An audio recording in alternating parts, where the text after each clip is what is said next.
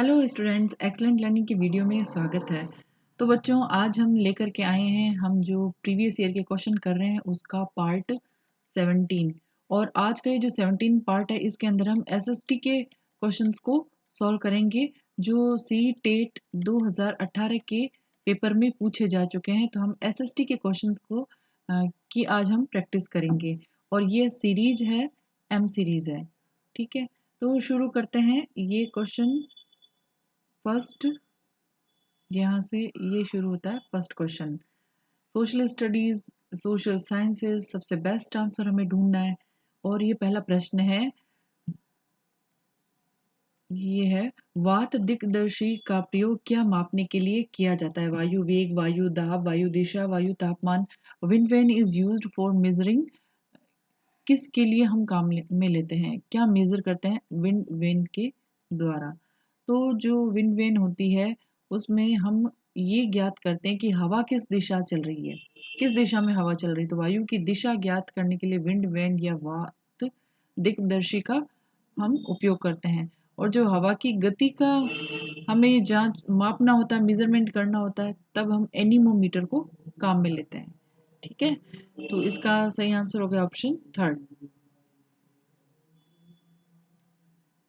अब है क्वेश्चन 32। वायुमंडल की निम्नलिखित में से कौन सी परत रेडियो तरंगों के संचरण में मदद करती है? Which one of the following layers of the atmosphere helps in the transmission of radio waves? तो रेडियो तरंगों के संचरण में कौन सी परत जो है वो मदद करती है? समताप है, मध्य है, बाह्य वायुमंडल, बहिर्मंडल। तो इसमें कौन सा सही आंसर होगा? ऑप्शन थर्ड, बाह्य वायुमंडल यानी कि थर्मोस्फियर। ठीक है, थर्मोस्फियर इसका सही आंसर है। And thermosphere is located above mesosphere and below exosphere. ठीक है, और जो थर्मोस्फियर होता है ना उसके अंदर टेम्परेचर जो होता है ना वो बहुत ही तेजी से बढ़ता है। जैसे जैसे ऊंचाई बढ़ती है तो टेम्परेचर भी बहुत ही तेजी से जल्दी जल्दी बढ़ता है। ठीक है, ये हो गया इसका सही आंसर, थर्मोस्फियर। अब आता है नेक्स्ट क्वेश्चन 33। पृथ्वी की विभिन्न परतों को क्रम में आंतरिक से बाहरी परत तक पहचाने, यानी पहला सबसे आंतरिक, फिर उसके बाद, फिर इस क्रम में हमें इन परतों का नाम देना है। ठीक है, identify the various layers of the earth in order from interior to the outer most layer. अंदर से लेकर के हमें बाहर तक क्रमशः परतों के नाम बताने हैं। तो ये जो सबसे अंदर की परत होती है ना इसको हम बोलते हैं इनर कोर। ठीक है, ये क्या होती है? ये होती है इनर कोर। और उसके बाद में ये जो परत है ये क्या कहलाती है? ये आउटर कोर कहलाती है। ठीक है, आउटर कोर। अब ये आ जाता है मेंटल और ये आ जाता है क्रस्ट। अब अंदर से बाहर हमें बताना है तो ये इसका सही आंसर कौन सा होगा? सबसे पहले इनर कोर है सबसे अंदर, इनर कोर सबसे पहले, इनर कोर इसमें भी सबसे पहले है। और उसके बाद में आउटर कोर है, इसमें भी आउटर कोर है, इसमें भी आउटर कोर है। और उसके बाद में मेंटल, ये मेंटल यहाँ है जबकि यहाँ क्रस्ट आ गया, क्योंकि क्रस्ट तो सबसे बाहरी परत होती है। ठीक है, तो हमारा सही आंसर हमें मिल गया है ऑप्शन 4। अंदर से बाहर का जो क्रम है परतों का वो इस तरीके से होगा, इनर, आउटर, मेंटल और लास्ट में क्रस्ट यानी परपटी। अब इस चित्र को ध्यान से देखिए आप। दिए गए आरेख में सूर्य, पृथ्वी, चंद्रमा की स्थिति को ध्यान से देखिए और बताइए कि क्या दर्शाता है। इस कंडीशन में है ये, observe carefully the location of the sun, earth and moon in the given diagram and tell what is depicts. Solar eclipse है, सूर्य ग्रहण है, लूनर एक्लिप्स है, चंद्र ग्रहण है, स्प्रिंग टाइड है या नीप टाइड है।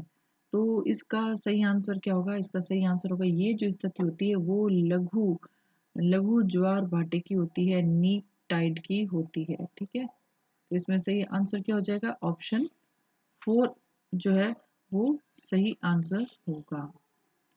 ठीक है, अब नेक्स्ट क्वेश्चन नंबर है 35। 35 में कह रहा है कि जब नदी मैदान के अंदर प्रवेश करती है, ठीक है, ये नदी है और ये मैदान के अंदर प्रवेश करती है तो वह मुड़ जाती है। ठीक है, मुड़ जाती है और बड़े बड़े मोड़ बना करके बहने लग जाती है, ऐसे ऐसे बहने लग जाती है। तो यह क्या कहलाती है? तो जब ऐसे मुड़ के गोल गोल घुमावदार रूप में बहती है तो उसको हम क्या कहते हैं, इसको हम कहते हैं घुमावदार मार्ग से आगे बढ़ रही है तो इसको हम कहते हैं विसर्पी रूप से आगे बढ़ना, मेंढर। ठीक है, तो इसका सही आंसर हो जाएगा ऑप्शन थर्ड। अब आ जाइए 36th क्वेश्चन की तरफ, और इसके अंदर लिखा है कि अधिकांश दुर्गम क्षेत्रों में और आपदाओं के समय लोगों को बचाने और भोजन, जल, कपड़े एवं दवाओं को वितरित करने के लिए यातायात का कौन सा साधन बेहद उपयोगी होता है? Which means of transport is extremely useful in most inaccessible areas and in time of calamities for rescuing people and distributing food, water, clothes and medicines. जब आपदाओं का समय होता है और कुछ दुर्गम क्षेत्र होते हैं, वहाँ पर अगर हमें लोगों को बचाना है, भोजन पहुँचाना है, जल पहुँचाना है, कपड़े, दवाइयाँ का डिस्ट्रीब्यूशन करना होता है, तो हमारे लिए सबसे बेस्ट जो ट्रांसपोर्ट सिस्टम होता है वो कौन सा होता है?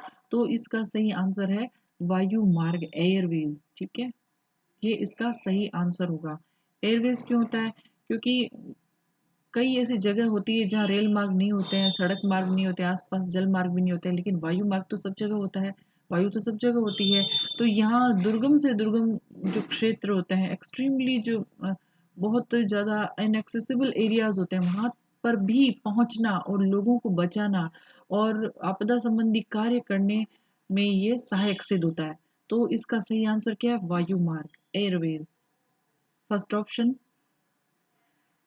अब आ जाइए क्वेश्चन नंबर 37 की तरफ। भूगोल की वह शाखा जो विशिष्ट मानव जनसंख्या की संरचना के विषय से संबंधित है, क्या कहलाती है? नगरीय भूगोल, जैव भूगोल, जनसांख्यिकी भूगोल या मानव भूगोल?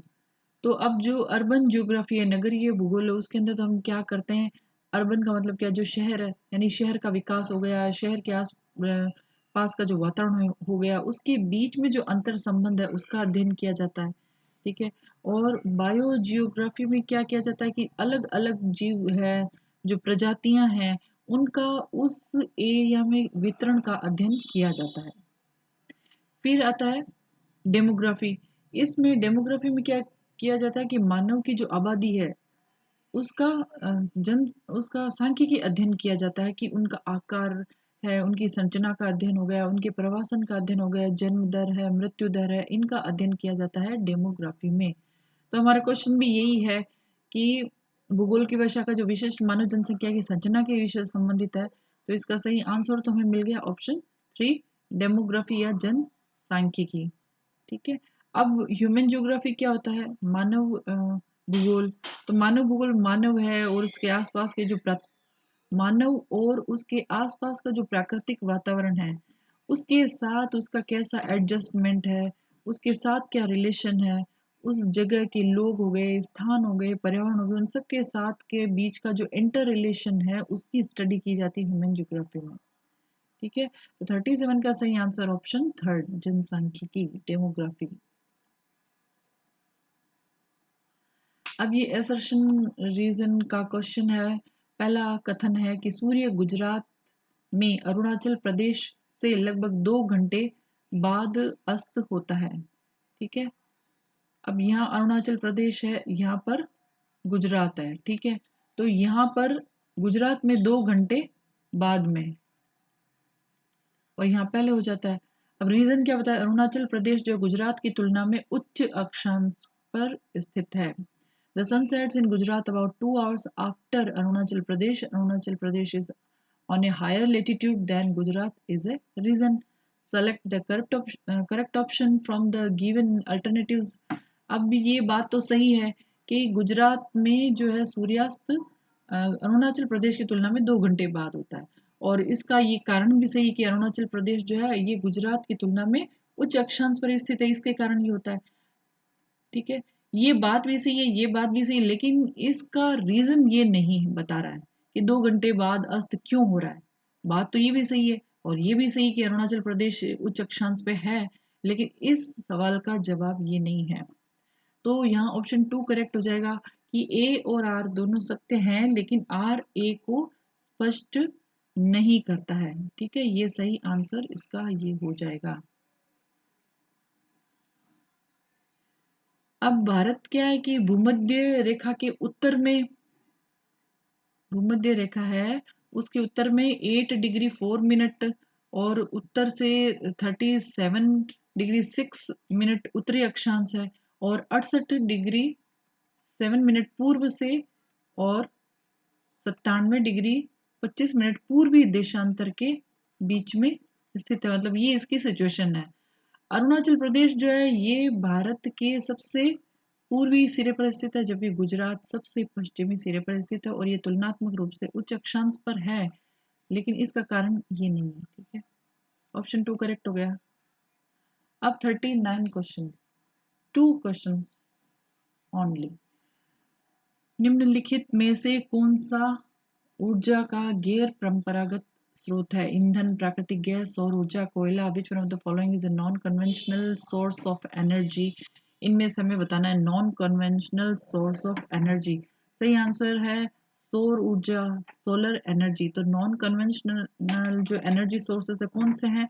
वो विंड हो गई, टाइड्स हो गए, ठीक है, ज्वार हो गए, सोलर हो गया, सोलर एनर्जी हो गई, बायोमास हो गया। तो ये क्या है? ये गैर परंपरागत स्रोत है। जो परंपरागत है कन्वेंशनल एनर्जी सोर्सेस है उसमें क्या आ जाएगा? ऑयल आ जाएगा, नेचुरल नेचुरल गैस आ जाएगी, कोयल आ जाएगा, ठीक है, इसके द्वारा उत्पन्न होने वाली इलेक्ट्रिसिटी। ये परंपरागत में आ जाएंगे और ये गैर में आ जाएंगे। तो यहाँ हमें गैर परंपरागत स्रोत का उदाहरण पूछा तो ऑप्शन 3 करेक्ट है।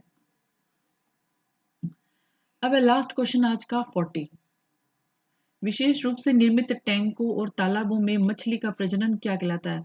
हमने आर्टिफिशियल घर में ही टैंक बना रखा है या हमारी कोई फार्म हाउस उसमें टैंक बना रखे, हमने तालाब बना रखे हैं, उसमें मछली का पालन हम कर रहे हैं, तो ये क्या कहलाता है?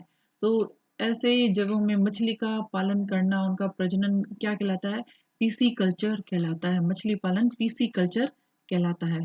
अब ये सेरिकल्चर, ये सब चीज़ें क्या होती है इसको भी हम देख लेते हैं। सेरीकल्चर के अंदर रेशम के कच्चा रेशम प्राप्त करने के लिए हम रेशम के कीटों का पालन करते हैं, ठीक है, रेशम कीट का पालन किया जाता है, उसे हम कहते हैं सेरीकल्चर। अब विटीकल्चर में क्या होता है? इसमें अंगूर की खेती की जाती है, ठीक है, अंगूर की खेती का अध्ययन किया जाता है विटीकल्चर में। हॉर्टिकल्चर में क्या होता है? बागवानी आ जाती है। बागवानी में फूल भी आ जाएंगे, मसाले भी आ जाएंगे, सब्जियां आ जाएंगी, सजावटी पेड़ हैं, अनाज है, फल है, इन सब की खेती और उसकी अध्ययन किया जाता है, वो हॉर्टिकल्चर कहलाता है। और मछली पालन का जो मछली पालन जो किया जाता है उसे हम पीसीकल्चर कहते हैं। तो स्टूडेंट्स ये थे आज के 10 क्वेश्चन 31 से लेकर के 40 तक एसएसटी सब्जेक्ट के। आपके एम सीरीज चल रही है सी टेट 2018 की और ये वीडियो का पार्ट है 17, ठीक है, 17। नेक्स्ट जो वीडियो लेके आएंगे उसमें हम इसी सी टेट के जो नेक्स्ट क्वेश्चंस है उनको लेके आएंगे और प्रीवियस ईयर के क्वेश्चंस है इनको हम सॉल्व करके ये देखते हैं कि हमने जो याद किया है, जो समझा है, उसमें हम कितना एग्जाम के अंदर सही से उन आंसर्स को अप्लाई कर सकते हैं। तो एक तरह से ये हमारी टेस्टिंग है। आप इसी तरह से इन वीडियोस को देखते रहिए। आपकी बहुत सारी जो चीज़ें हैं वो हमें मिल रही है कि आप इन वीडियोस को पसंद कर रहे हैं, तो आप सबको थैंक्स। आप ज़रूर इन वीडियो को लाइक शेयर एंड सब्सक्राइब करें। आपके सब्सक्रिप्शन हमारे लिए मोटिवेशन का काम करते हैं। तो स्टूडेंट्स नेक्स्ट वीडियो आने तक keep learning, keep watching excellent learning videos. Thank you so much.